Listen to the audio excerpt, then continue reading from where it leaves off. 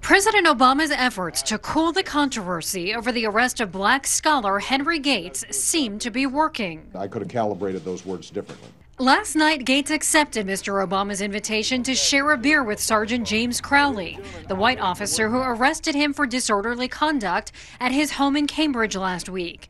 Crowley was responding to a 911 call from a neighbor who reported a possible break-in. He needed to greet me with respect, not presume that I'm the perp, as they say on television. What happened here at Gates' home has placed a national spotlight on how law enforcement is trained to handle difficult confrontations. And police officers say there are few situations more complicated to handle than disorderly conduct. A catch-all charge for minor offenses, the disorderly conduct charge against Gates for loud behavior in a public place was dropped.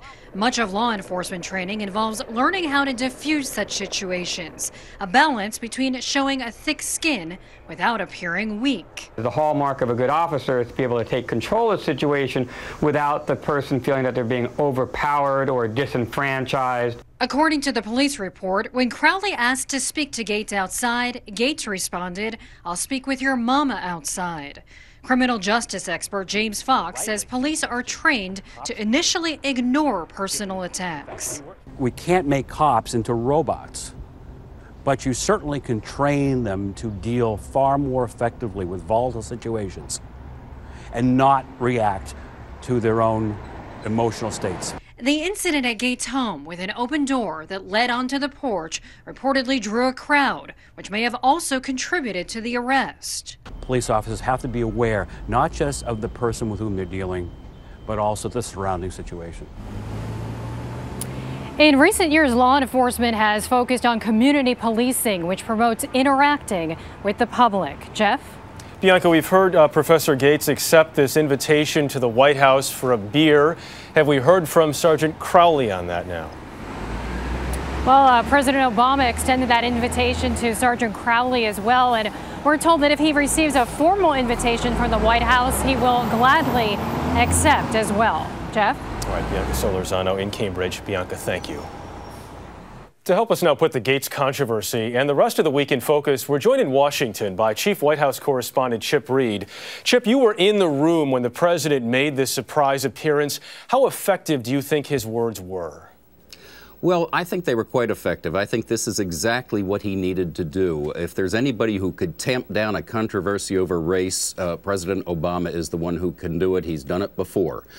He wanted to accomplish a number of different things here. First, he wants to get the attention back on health care. Secondly, he wants to get some constituencies that were really antagonized by this back on his side, police and some of those conservative and moderate Democrats and independents who don't want to see him as the black president. They want to see him as the president. And of course, he has gone out of his way all through the campaign and his presidency to be perceived in that way as the president, not the black president.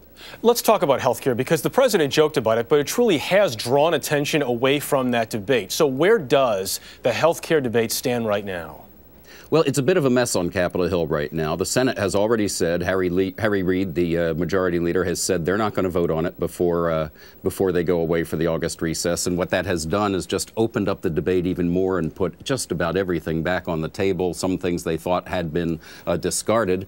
And on the House side, they are at the point where they're accusing each other of being liars. And I'm talking about Democrats. Henry Waxman, the chairman of a key committee, and some of the Blue Dog Democrats were really going at each other on Friday, and we'll see if they can work something out.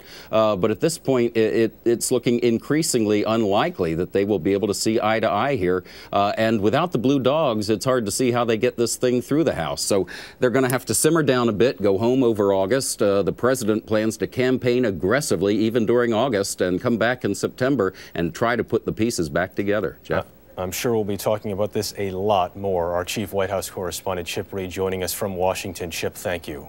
My pleasure.